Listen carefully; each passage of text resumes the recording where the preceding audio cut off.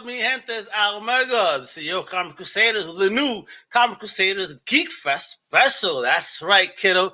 But before we introduce our main guest, which has done an amazing Star Wars film, let me introduce my homie, which also did a kick-ass interview that you guys got to check out on his channel. The one and only Clepsy X. What's up, Papo? What's going on, everyone? Hey, bro, you had a kick-ass interview today with a Marvel lady, if you will, that you posted on the channel. So kick-ass, people, you get that link later. Yeah, you're gonna have to wait for that. We're gonna tease you. so with that, that's right, yo. We have the director all the way from Oz, where my homie Dodgy is from. This individual's created an amazing Star Wars film, A Blaster in the Right Hands, if you will. That's touring on GeekFest Yr 8. I am proud to introduce the one and only Richard de Carvalho.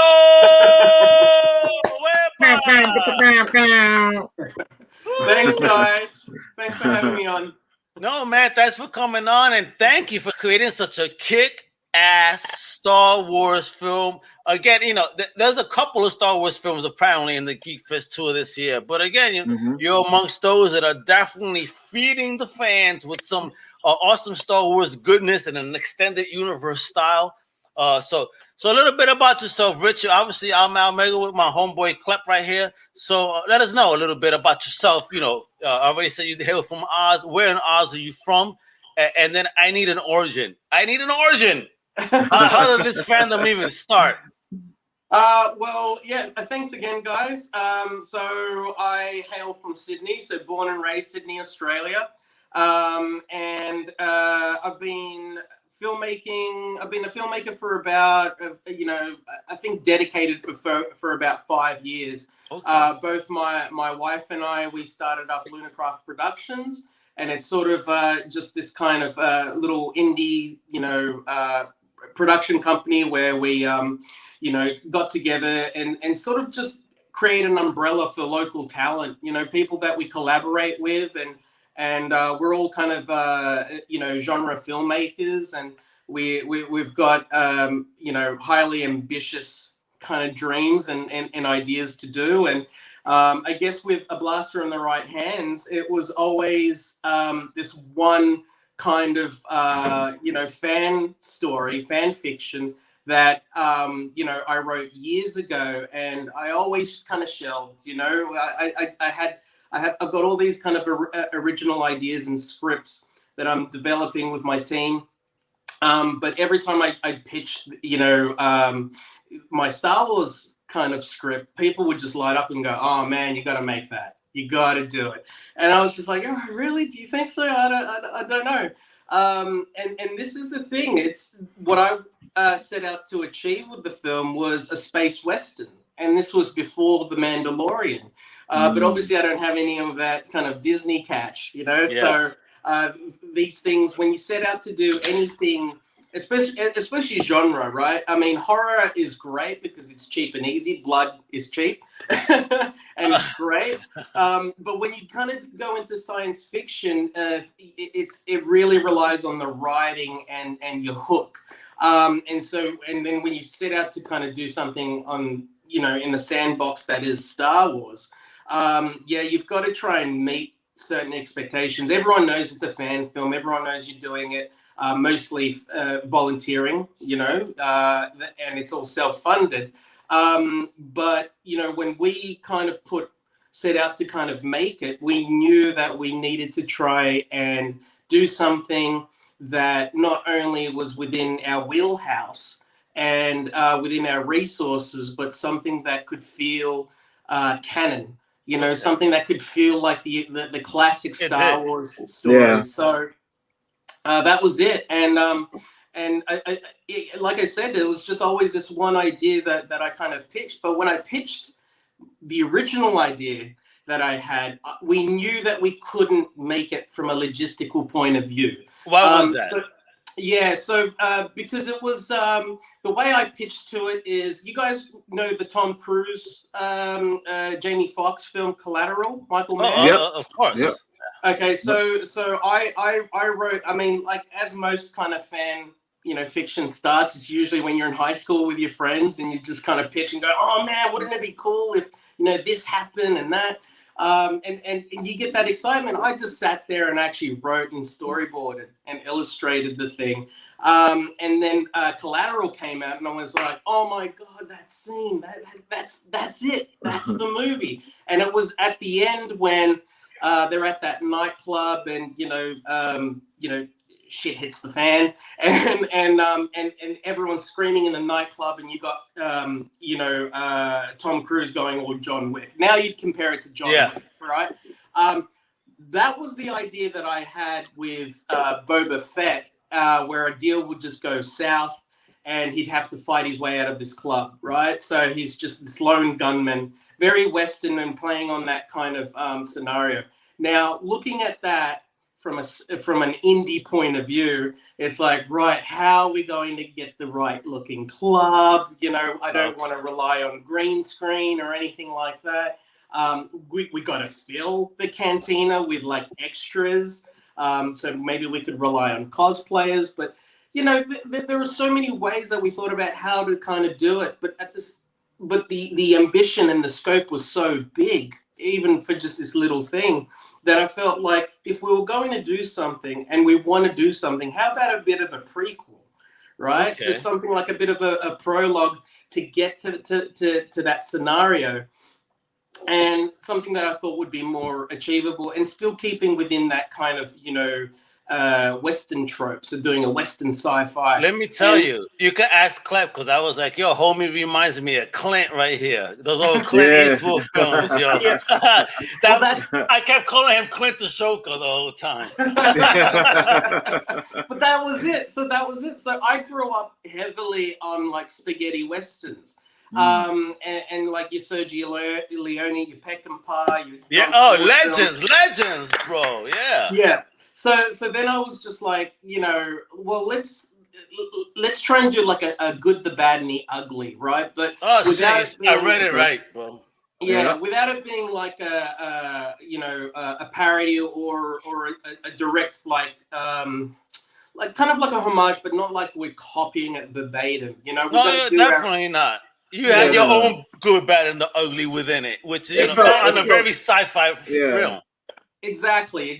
So that's what we kind of set out to do, and even though it was smaller, and we were just like relying on finding the right location. Man, something even that we thought logistically would be a lot easier than the concept we had before presented its own challenges, and then we had to do reshoots and pickups at one point.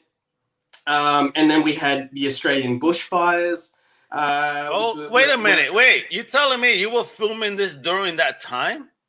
Like we filmed the large a portion of it before then, and then we had like really pivotal, important reshoots for certain shots and pickups. And then the bushfires happened, and we were like, it was happening literally like only a few miles away from where we shot. To kind of put things in perspective. So you've got Sydney, major city in New South Wales, where we shot was 30 minutes out from the city, so not very far. So really, yeah. So those bushfires were really.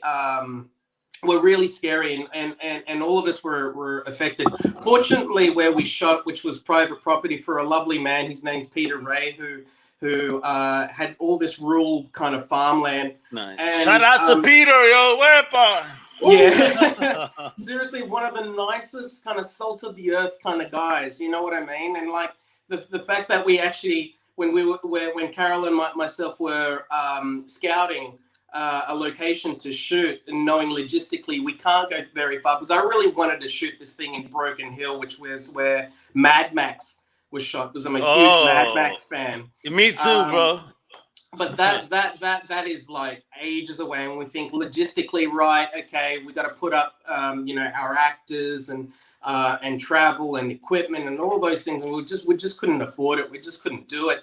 So but I still wanted to find something that would serve a location that would serve the the script the best way possible, because it's got to look, real. It's got to have those textures of like, yellow and sunburnt and just feel kind of like New Frontier land kind of thing. Man. But at the same time, I needed trees because, I got this little predator thing happening where, bounty hunters are watching each other and, so, hunting and, it wasn't a very easy kind of location to find, 30 minutes or so out. And so we found this one location. It wasn't really great, but we kept walking, and then we didn't realize we were trespassing on someone's property. Oh, did anyone get shot? Jesus, shot first. We could have. That was it. That's the scary thing. We're like, oh man, we got into so much trouble. We had no idea. But we wrote a nice little letter, and left it in the mailbox, and apologized, and we're completely upfront, going, we had no idea we trespassed on your property. We're so sorry. We just went walking. And I asked that his property was perfect for our shoot, if he would be willing to kind of help us make this kind of this film. And he was seriously so welcoming. He was so welcoming to the fact that he opened up his home and let us set up base. So we had makeup artists in his home, doing the makeup. Like, I'm talking like they would have got there like 3-4 in the morning, doing the makeup. Took about 4 hours for each actor, roughly. And yeah, I mean, it was just incredible. And that was the thing. It was very much doing this film, how we started with our little team that I normally work with. And it was very much this, if you build it, they will come. Like when you kind of mention someone, I'm making a fan film, obviously it's unpaid, there's no funding and everything, people go, why? But for me, it was always like, other than being like a hardcore Star Wars fan, it was about doing a proof of concept to showcase not only our capabilities in terms of storytelling and filmmaking, but also and showing that we're serious, but showcasing the local talent, the community as well, the fan base as well. It was very much, you build it, they will come. Throughout the whole process, from pre to shooting, even post-production, when we released that trailer, we were still kind of in the middle of post-production, and the amount of support that came through when it was like, oh shit, these guys are real. These guys are serious. This is great. Hey, can I help? I was like, actually, let's show them then. So let's give them a look at, because you're talking about the trailer. So let's show our fans the awesomeness of what we're talking about right now. Everybody, check out a blaster in the right hand's trailer, currently touring on GeekFest Yr.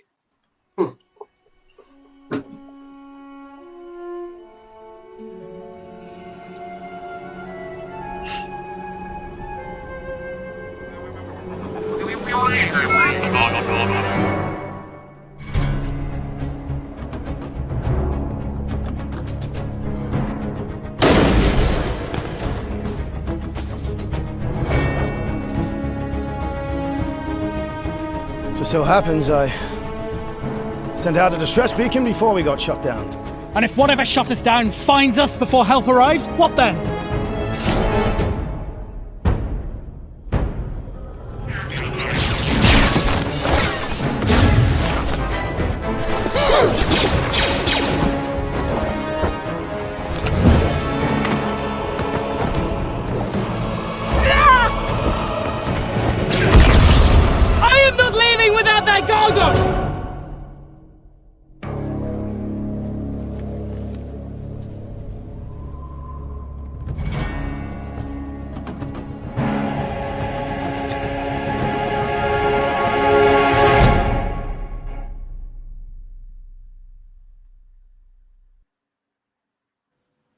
Woo! Fire.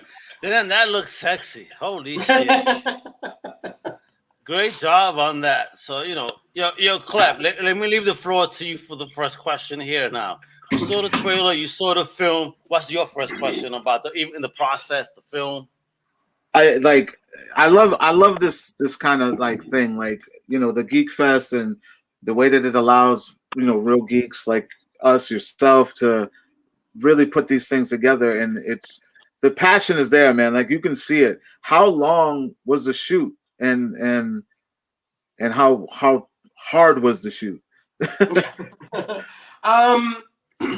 So it's hard because a lot of what we do, I'm developing my first feature film now, so just kind of writing and hoping, to seek funding for that. But with short films, what we've done before has always been, self-funded.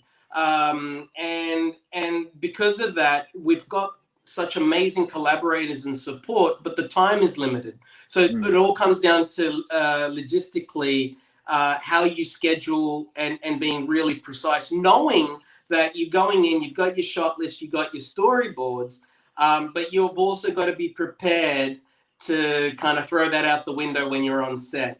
Some things might not work out. Some things might work out amazingly where an actor presents them, does something amazing on set, and you're like, oh my God, do that. Let's go again. You've got to adapt. Now, with something like this, where you've got special effects and all that, it didn't really, the method didn't really change. However, we tried to do this in 4 days. We did got most of it done within 4 days, the whole thing. Wow. Not including, like, obviously special effects. That was kind of scheduled for our post-production, but for the shoot. And that is crazy to do that in 4 days. And unfortunately, unprecedented. We had a mishap on the first day because, the team was made up of a lot of people that we've worked with, but some, budding kind of filmmakers, but also veteran filmmakers as well, people with years of experience behind them. And it was this great little family that we had, but you're also working with people you haven't worked with before. And filmmaking is very much a house of cards, right? Like, if one falls, we've all got to be there to kind of, pick ourselves up and support one another. It is very much family. Unfortunately, we had a couple of cases where some people didn't show up to the shoot. What? Bullshit, bro. That left a couple of things in the wind, and normally we can just bounce really right back from that. But it was regarding the art department, and there was one person that couldn't make the shoot on the first day, and that just snowballed and affected our whole production schedule. And so that first day, we lost hours of the shoot. And that's just, hashtag filmmaking, indie filmmaking. So, it's very much, I find the whole kind of, filmmaking profession, everyone has ideas, everyone has ambition, and everyone has these dreams and everything. But man, it's grit. As gritty as Blaster is in the movies that you watch, that the industry is about getting, when you get knocked down, and you will get knocked, how do you get back up from it? You got to be like Rocky. You just got to get back into it, And I had a really good team, and we pulled together. So all up, we scheduled 4 days. I'd say we got, including the reshoots and pickups, about, calculating everything, we did it about 6 days. So, wow. Yeah. So 4 days together, and then the 2 days were spread out because obviously people's schedules, and we needed them to come back. Then we had the bushfires, and then we had our final pickups, and then the global pandemic happened. Jesus Christ! And we were just like, man, well, we can't go out. When can we go out? When can we just need these one shot. How do we choose? How do we do these? These are important shots. I wanted to ask you a question because you're talking about the fires, and in this film, I noticed that there are scenes where things look like there's smoke and things look like they're on fire.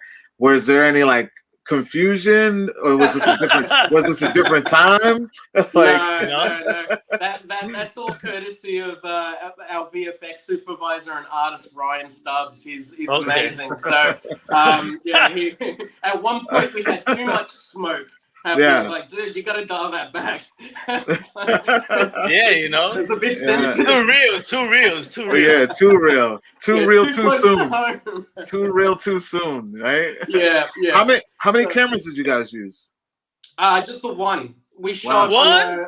Just the one. So just we shot on a Blackmagic Mini Ursa. Blackmagic. Yeah. So and it was good because our DOP Rob Morton, he hasn't really, like, he's dabbled with the Blackmagic before, but we were both really keen to work with that personally. And we were like, hey, this is the best kind of project to kind of shoot it on. And our budget didn't really, I mean, every filmmaker wants to shoot on either like a red camera or film. And it's just like, geez, how much money do you guys have? Well, I know someone that does film, and you know that, and he wants people to elaborate. You're either a filmmaker or a digital filmmaker, but he wants to elaborate. Because he goes that, you know, those are two different skill sets. Exactly. So now, great. I'm happy you agree then. So in your mind, what are the different skill sets between the two? Okay, so I would say everything that I've shot on has been digital, you know, but I was trained to shoot as if it was film. So in other words, don't waste time shooting. Know what you're shooting. When you shoot digital, when you shoot digital, you can just keep shooting. Ours is like, oh, here's another card, slap that in, change the battery over, right? It gives great flexibility. It does. There's pros and cons to both formats. Digital now is so much better than what it was like a year ago. But it's not film though. Yeah, but film, it is just, there's nothing that comes close to that. You know, digital is still trying to get that, you know, the cinematic feel. That's what it is for me. The cinematic feel. Like I like digital, but when I watch a digital film, it does not compare to something from the 80s and 70s. Yeah, so you guys maybe say the visuals are trash. It ain't about that. It's like it feels like a damn movie. I don't want to feel like I'm watching a telenovela. You know what I mean? Exactly. That's the thing. Like even with Blaster, like it was shot digital, but we wanted it to feel like it was in the 70s, and obviously it can't feel that way. And we don't mean just by slapping, you know, a bunch of like VFX and filters on and having, you know, scratchy, noisy pictures and everything. It's all about to do with the print, the color tones, you know, trying to kind of match that, and obviously trying to get as close as you can to it. And you know, we can't kind of do that without shooting directly onto film. But going back to the, you know, the practice of it, I've always been trained that way by just, you know, I read a script.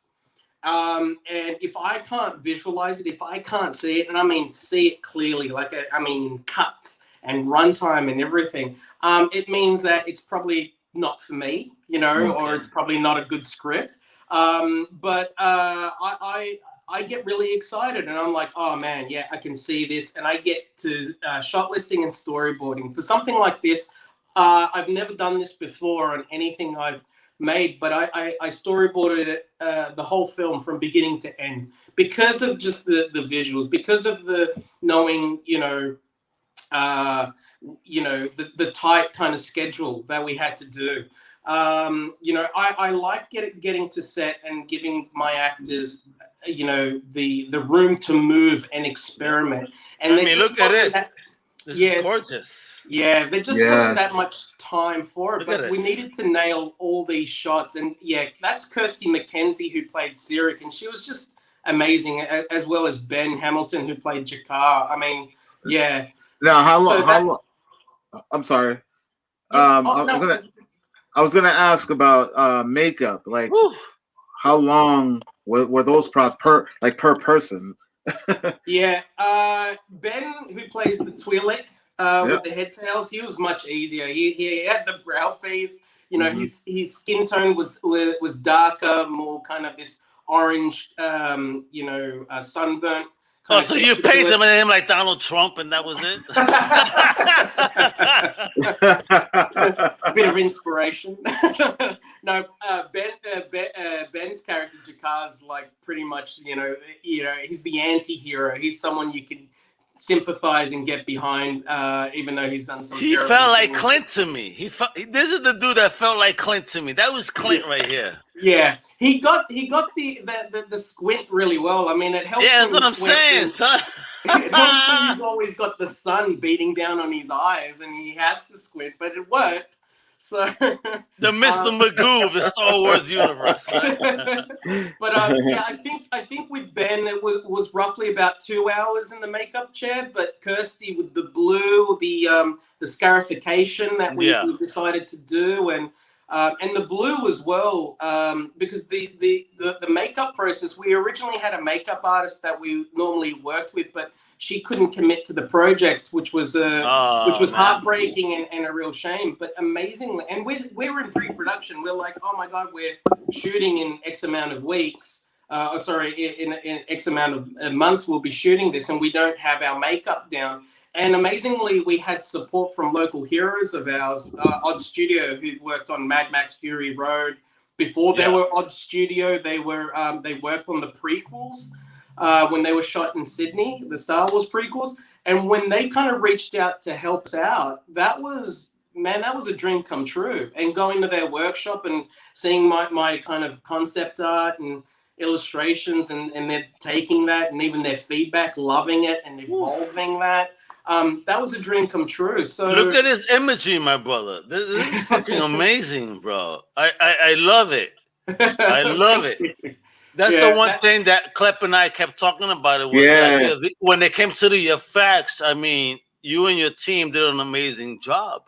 Thank you. And that means a lot, because even a shot like that, as simple as it may seem, it took us forever. Like, that was the thing. We always went into this. Nothing was out of our wheelhouse, but we took it to another level than what we would normally do. I mean, professional seasoned effects artists that work in the industry or work at Lucasfilm or Weta Digital, I mean, they would see this. I hope they understand that for us being indie filmmakers, we know the practice, we know how long these things take, but when you actually execute it, and we try and do it as to the best of our ability on our desktop computers, it was a huge effort. And a shot like that had so much input from our VFX team, and in the end, Ryan was able to deliver it. And also using that model there was a practical model that was built. So it was a real kind of model we had. Oh, really? When I saw the ship, though, I was like, wow, it reminds me of a Nerf gun. And look, it'll F you up. Well, that was it. So you mentioning a Nerf gun. Here's a secret. The main body of it was. And so that was it. It was sort of a joke between Nathan and I. Nathan Pye, who is the Captain Ty. He's the Imperial officer in the black uniform in the film. He was also our chief model maker. He's just great at kind of just building, models and kit bashing. And like they did in the original Star Wars movies, that's what they did. They'd go to toy shops, they would get models and kits and start making things up and building it. And I've always been a big fan of merging both practical, having real life models, practical elements with digital, and combining that instead of it being just CG. So even on that shot, that's Jared Hall, our post-production supervisor and colorist, working on that VFX shot. I love that setup, man. That setup. Woo! Yeah, the crashed Imperial Shuttle is is actually a figure, kind of like similar to this Slave One that I've got here. It's a big model that we had and made, and just really? To a lot of Star Wars collectors and armor collector as well. I know it breaks your heart to see us taking a drill to this thing and wait, that's what you did? Oh my God, no, you didn't. Oh. So anything for the shop. All for the love of art. Yeah, we did. So oh my God. Everybody send hate mail. What's your email address again? Wow. No, but like that was it. It was just something that we kind of that we did, and you know that set there was a large model that we had kind of crashed, and the stormtrooper that lying in the background, he's real, but everything around like the trail, all that was just crafted. And check out your team kicking ass right there, yo. And is that you in the forefront right there, bro? That's our DOP, Rob. Bless him. Like, nice. He really kind of threw himself in and captured the fight. And you know, it's exhausting. There's a large fight scene between these two bounty hunters. Yes, there is. Kirsty and Ben, and these actors are. And the weather as well is crazy in Australia, right? Especially in New South Wales, Sydney, because it goes from freezing cold in the morning till about like 30-degree heat in the midday. Yeah, like it's just, and then it starts to get cold again. So you know, and these actors are not only there performing and giving these great nuanced performances as these characters, but then physically demanding, and they've never done an action scene before, you know. Well, so this, you know what, we're talking all about this though, right? The sacrifice of your actors, your work. You know, this is this is Star Wars, but folks, you know where you can see this is GeekFest Yr 8. So let me take a moment and show some love to GeekFest Yr 8 and my big homie Billo.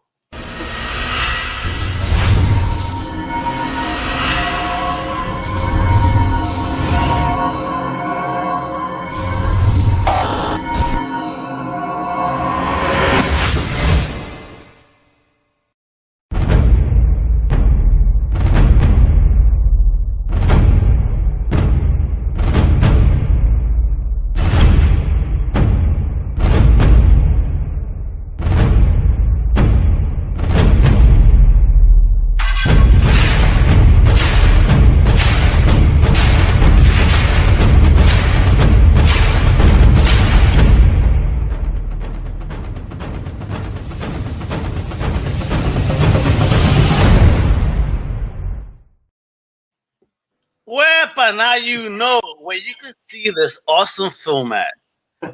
GeekFestLA.com.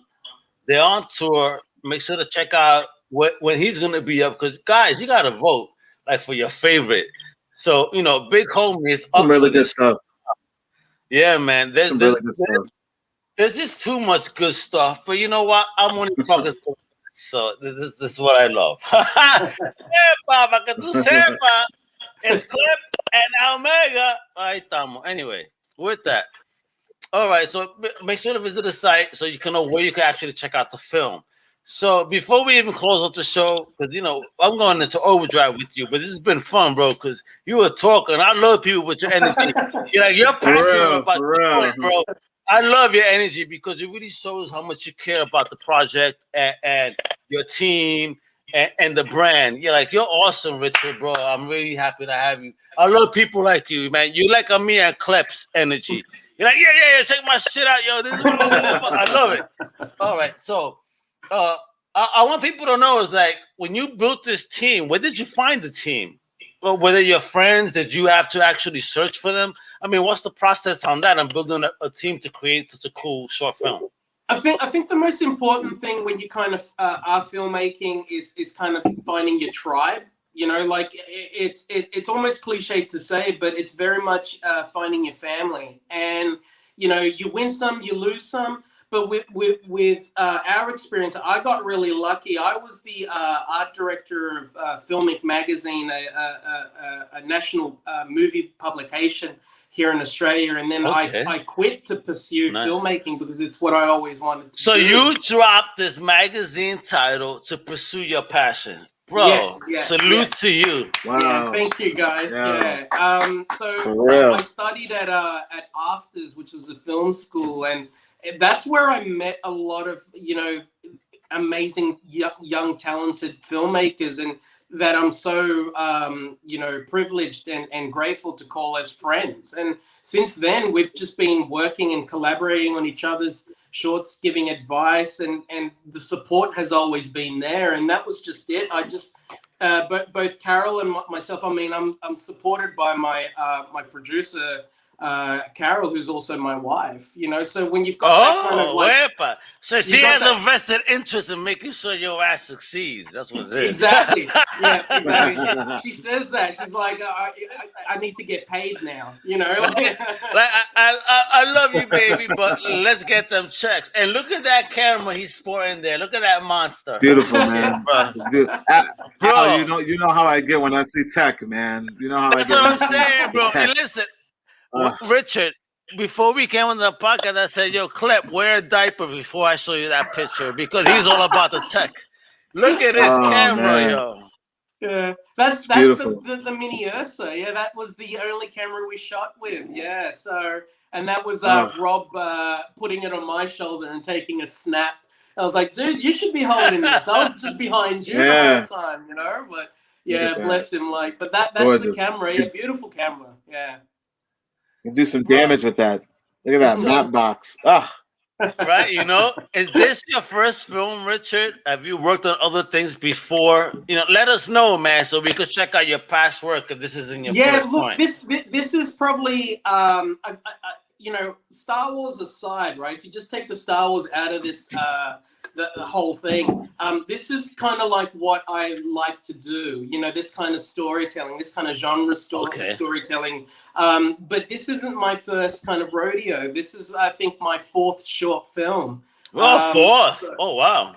So, yeah. So we were really lucky when we formed Lunacraft Productions. We did this one short film that was part of the Dolby Sound Challenge. Wait a minute. You submitted to that. I remember that Dolby Sound Challenge. You submitted? Yeah. It was only open to Sydney, but the winner would be sent to LA and would actually visit the Dolby Labs and have your film kind of remixed in Dolby Vision and Dolby Atmos. And we did this like 1 minute, 60-second short, right? But we won. A minute and 60 seconds? Yeah. Oh, shit. That's crazy, bro. And then I noticed how you're wearing the Batman vs Superman shirt. And that was the crazy thing is when we came back from LA, we had such an amazing experience over in the States. When we came back, then Dolby said that your short is going to be shown at the premiere week. So the opening week of Batman vs Superman. Nice. Oh my God. Yo. It was crazy. And that was our first dope. year of setting up our production company. So, and I mean, the short was just this little kind of romantic little drama for 60 seconds. I'm sure people were in the theater waiting for Batman vs Superman going, what is this shit? But like, it was great for us. It was absolutely great. Yeah, you're there like you. Do the senior. We had friends in the back row just going, woo, cheering. I'm sure everyone was like, just play the movie already. Yeah. Like, what's wrong with these motherfuckers? Stop smoking, guys. What's wrong with you? So, before we go, what else we got looking forward to from Lunacraft Productions, man? Are we getting more goodies or what? Oh, absolutely. I'm currently in the middle of developing a few projects at the moment, including an animated series as well. That wait. Whoa. The breaks. So you're pushing an animated series. Are you doing this for what? For a film fest, or you're like pitching this joint? No pitching. Yeah. So let me tell you, yo. That critics and comic Crusaders got plans. So please talk to us. Yeah. Please talk to us. Moving forward, everything that we set out to make now, it's if we do short films and everything, they work as proof of concepts to bigger ideas and projects that we have developed that obviously we need the support and the funding to make. In terms of fan films, I mean, like we haven't made a blaster public yet. We haven't put it on YouTube other than the trailer and everything. And don't do that. Let it tour, man, because people need to kind of get that tease, hear about how awesome you guys are. And then I see your marketing avenue. I'm a marketing whore. Come on now, look at me, bro. I'm not wearing a dress or makeup like Clep. You know, me and Clep, we were marketing whores, but we're all about that branding. So I get you, man. Thanks, guys.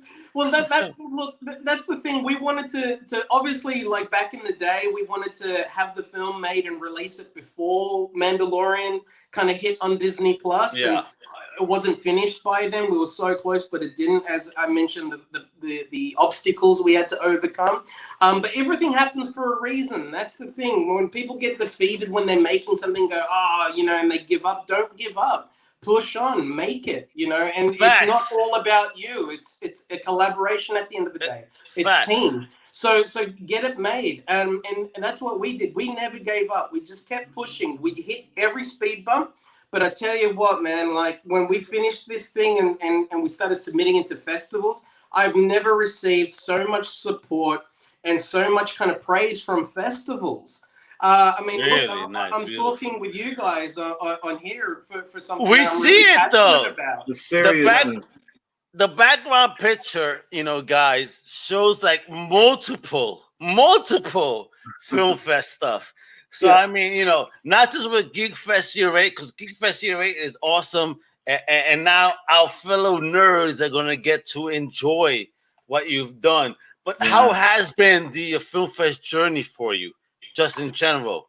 The GeekFest journey. Yeah, man. How did you get in? And then talk about your journey with the other film fest as well, because again, you're an awesome creator that God bless. So let people know how that feels like.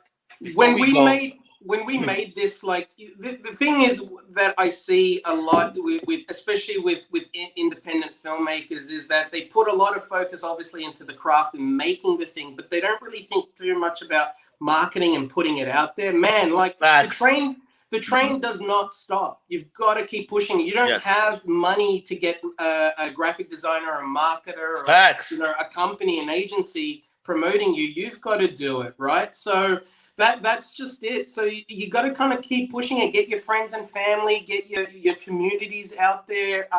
If you've made something good, people are going to recognize that. You never know until you put it out there, right? So with making something like this, we knew that obviously it's a fan film. You're not going to profit from it.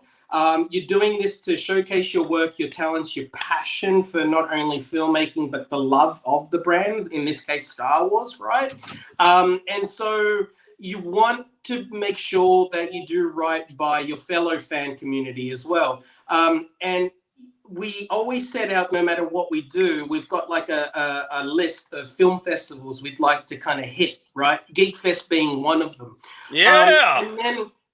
And then we just got into waking up and getting like an email saying, congratulations, you've been officially selected. I'm telling you, we're between Carol and myself, we're overjoyed. We've got a private group chat on Facebook that's just me and the team before we release things publicly, and we just share it going, oh my God, guys, we've been nominated for this. Yo, bro. We've got into this. And it's my God, do you see this? We have a viewer right now. I'm already a fan of your work, and I haven't even seen it yet, yo. Look at that, yo. Yo, bro, there you go. You're winning over motherfuckers in the United States, bro. Wepa! Let's do it, Richard. I love it. See, this is it. You work so hard, you know what I mean? And like I said, it's that Rocky thing, right? Like things happen out of your control. You get hit. You've got a good team on your hands. You support one another, but it's now. Now is when you get those rewards where you could see what you worked so hard for and you struggled and you did it without any pay. You did it purely for the experience, for the passion. God bless us, working the craft and. Yeah, and now you know people are embracing it, loving what you did. Listen, bro, when you things with Richard, when you do things with passion, it's real, bro. I was a long time non-believer, but I'll tell you that when you go through your trials and you believe in a greater good, God is good, man. Yeah, and you're doing something to entertain us. I want to thank you. You're a director, right? You're a producer. You're a creator. I want to thank you for entertaining us.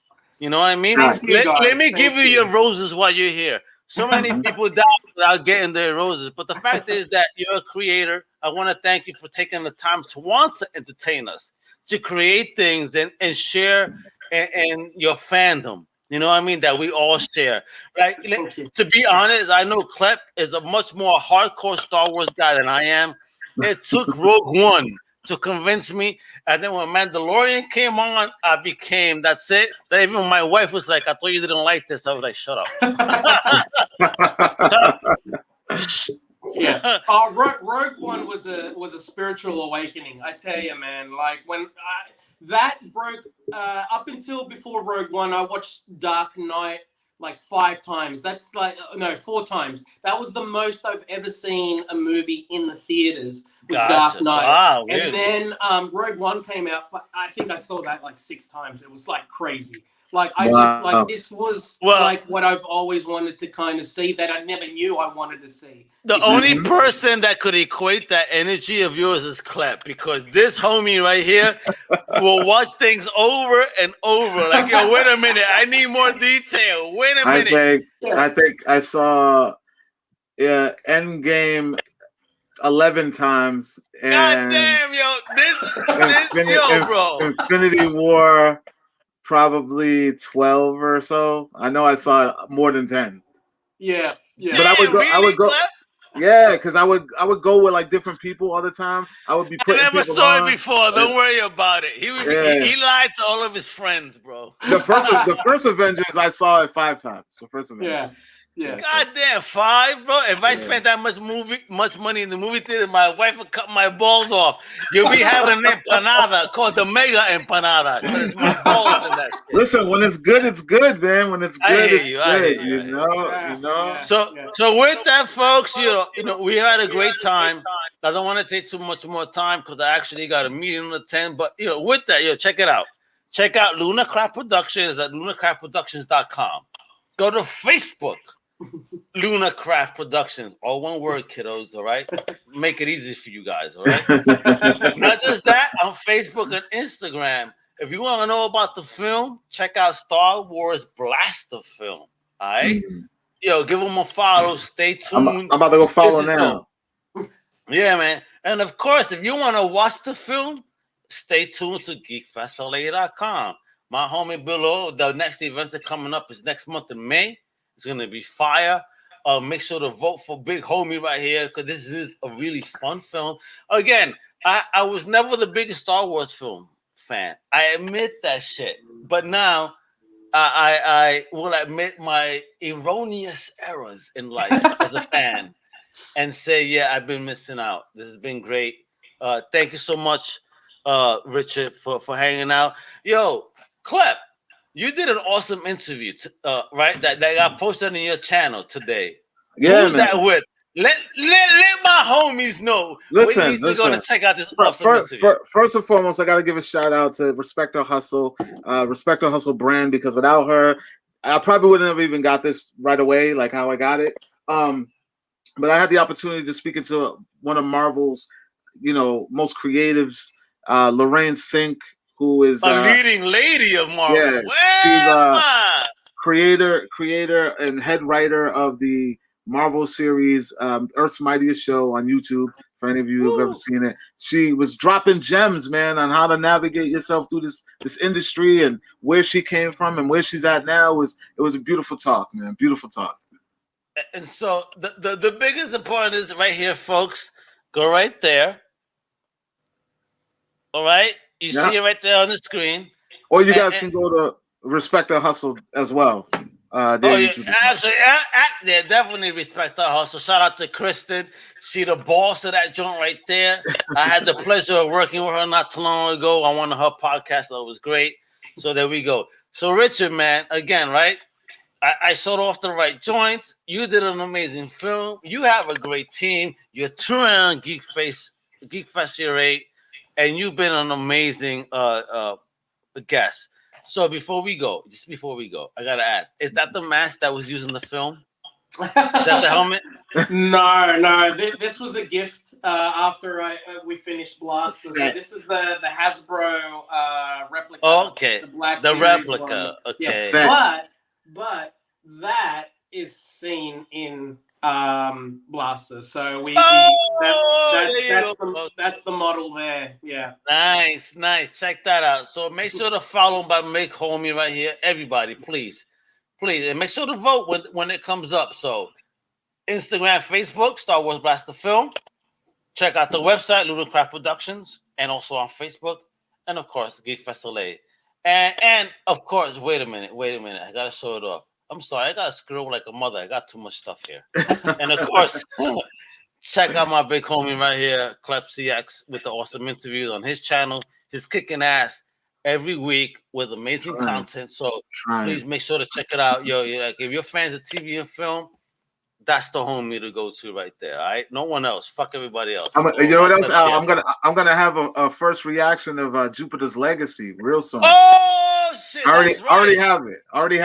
Homie got the scoop. He got the scoop on that Mark Millar joint from Netflix. So yeah, yo, don't listen to nobody else. Clap CX will bring you the truth. All right. And so with that, I'm Al Mega. Please make sure to visit my website, ComicCrusaders.com. undercovercapes.com with my extended podcast family. And every Saturday, next Saturday is my birthday, son. So make sure to check out Wepa Show, which I'm doing on my birthday. I don't give a fuck that I have guests. I told them 8 o'clock to 9 o'clock is Wepa time every Saturday. I don't give a fuck. The world could be ending, but I'll be doing my show. All right, you feel me? So with that, shout out to my homie Dollar G.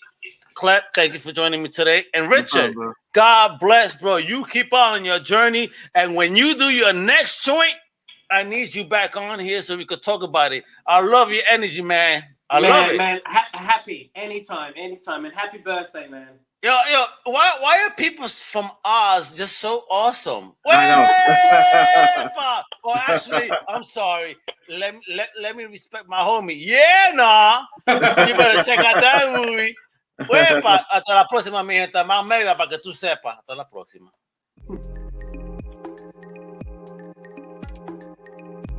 Thank you. We hope you've enjoyed this Comic Crusaders production. For real-time news on all things pop culture, please feel free to follow us on social media. For articles, original content, merchandise, and more, please go to www.comiccrusaders.com. Also follow along with all of the websites of the Comic Crusaders family. As always, if you like this content, please click like and subscribe to the Comic Crusaders YouTube channel.